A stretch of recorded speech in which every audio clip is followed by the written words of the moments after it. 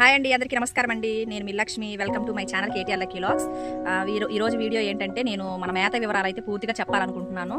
మేత అయితే 2 days అవుతుంది తీసుకొచ్చేసి. నేను మొన్నే దాన్ని చూపిస్తూ ఆ వీడియో చేయాలనుకున్నాను, కానీ నాకు కుదరలేదనమాట. మీరు గమనిస్తే నేను 2 days నుంచి వీడియోస్ ఏం అప్లోడ్ చేయట్లేదు. కొంచెం ఆరోగ్యం బాగోక నేను వీడియోస్ అయితే 2 రోజుల నుంచి ఆపేశాను అనమాట.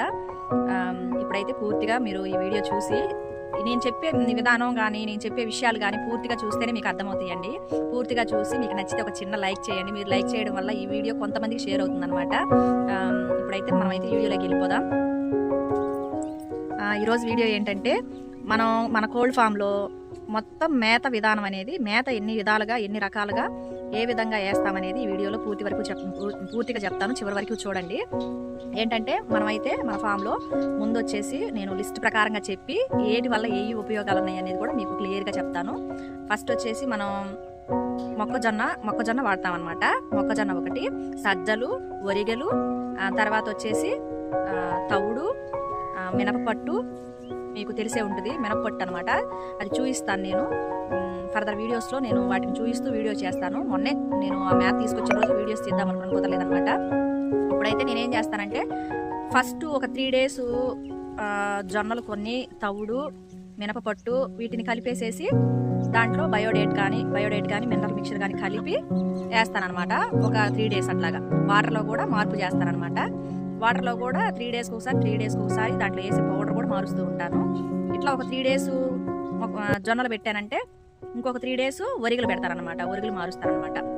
ఒరిగల గురించి తెలిసే ఉంటుంది. ఒడ్లతో పాటుగా పొట్టు తీసేసిన తర్వాత పాలిష్ లేకుండా వస్తాయి అనమాట. అవి ఒకసారి మీకు తెలిసిన వాళ్ళు ఎవరైనా ఉంటే మీరు తవుడు అవి తీసుకొచ్చుకునే దగ్గరకి వెళ్తే మిల్లు దగ్గరే ఉంటాయి అవి. ఒకసారి చూడండి. తెలిసిన వాళ్ళకైతే తెలిసిపోయిద్ది అనమాట. మా సైడ్ అయితే మేము ఒరిగలు అంటాము. కొంతమంది ఏమంటారనేది నాకు తెలియదు కదా. నేననేది మాత్రం చెప్తున్నాను అనమాట మీకు. అట్లా ఒక 3 days వరిగులు, తవుడు, మినపట్టు, దాంట్లో మళ్ళీ మినరల్ మిక్చరు. ఒక్కొక్కసారి కోళ్ళకి ఏకలు అనేవి ఊడిపోతూ ఉంటాయన్నమాట. ఏకలు అనేవి ఊడిపోకుండా ఉండడం కోసం కూడా పౌడర్ కలుపుతాను అనమాట. ఒక్కొక్కసారి అట్లా పరిస్థితిని బట్టించి, మన సీజనల్ వారీగా వచ్చే వ్యాధులను బట్టించి నేను మారుస్తూ ఉంటాను అనమాట. మేత అయితే ఇదే, కంటిన్యూస్గా పెట్టే మేత మాత్రం ఇదే.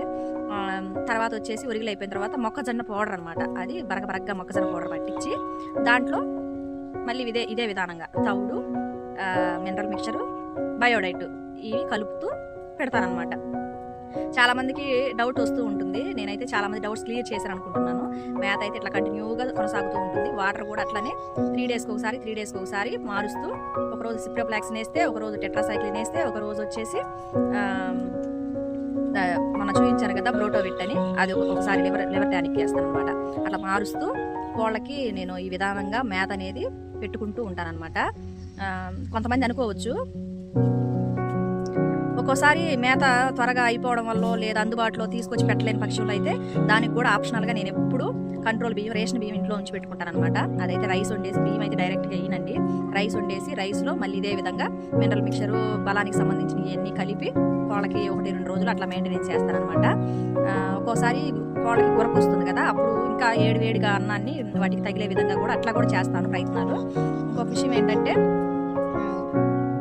కొంతమందికి ఏంటమ్మా మరి చిత్రంగా ఇంత అమౌంట్ పెట్టి ఒరిగులు, జొన్నలు, మొక్కజొన్నలు ఇవన్నీ తీసుకొచ్చి పెట్టాలా, పెడితే మన పెట్టుబడి ఎంత అవుతుంది, కోడి పిల్లలకి మరి మనకి లాభం ఏంటి అని చెప్పి చాలా మందికి చాలా డౌట్స్ ఉంటాయి. దాని గురించి కూడా నేను ఫర్దర్ వీడియో చేస్తాను. అంటే తర్వాత ఒక వీడియో చేసి, ఒక కోడికి మనం ఎంత మేత పెడుతున్నామో ఆ మేత పెట్టిన తర్వాత ఆ కోడిని 5 నెలలు పెంచిన తర్వాత అది ఎంత, ఒక పట్టా పిల్ల అయ్యేంత వరకు అది పుంజ అయితే ఎంత లాభం వస్తుంది, పెట్ట అయితే ఎంత లాభం వస్తుంది, మనం పెట్టే మేత ఎంత అని చెప్పేసి నేను అవి కూడా నెక్స్ట్ వీడియోలో మీకు చెప్తాను. ఇది వీడియో లెంత్ ఎక్కువైపోతుంది కాబట్టి ఇప్పుడైతే మేత వివరాలు మాత్రమే చెప్పాను. మన ఫామ్లో మన మేత ఏంటి, మన మేత ఎంతవరకు, మనం ఎలాంటి మేత ఇస్తామో అని పేర్ల వరకే చెప్పాను అనమాట నేను. ఇంకొక విషయం ఏంటంటే, మనం పెంచేది జాతి కోళ్ళు కాబట్టి ఆ మాత్రం పౌష్టికాహారం ఇస్తేనే జాతి కోళ్ళు అనేవి యాక్టివ్గా ఉంటాయండి.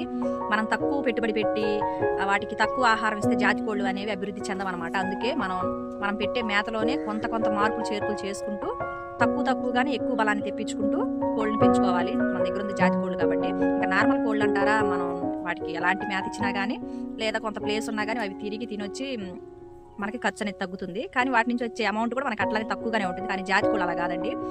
మీకు తెలిసిందే కదా, కోల్డ్ ఫార్మ్స్ ఉన్న వాళ్ళకి, కోల్డ్ పెంచుకునే వాళ్ళకి, కోల్డ్ గురించి అవగాహన ఉన్న వాళ్ళకి మొత్తానికి తెలుసు కాబట్టి నేనేం పెద్దగా చెప్పాల్సిన అవసరం లేదనుకుంటున్నాను.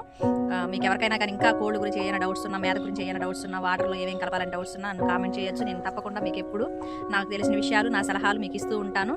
మీరు నాకు సలహా ఇవ్వచ్చు, నేను ఆ సలహాలు తీసుకుంటాను మంచిగా ఇస్తే. ఓకే అండి, మీకు కనుక ఈ వీడియో నచ్చితే లైక్ చేయండి, షేర్ చేయండి, సబ్స్క్రైబ్ చేయండి. నెక్స్ట్ వీడియోతో మళ్ళీ కలుసుకుందాం. Okay, thank you.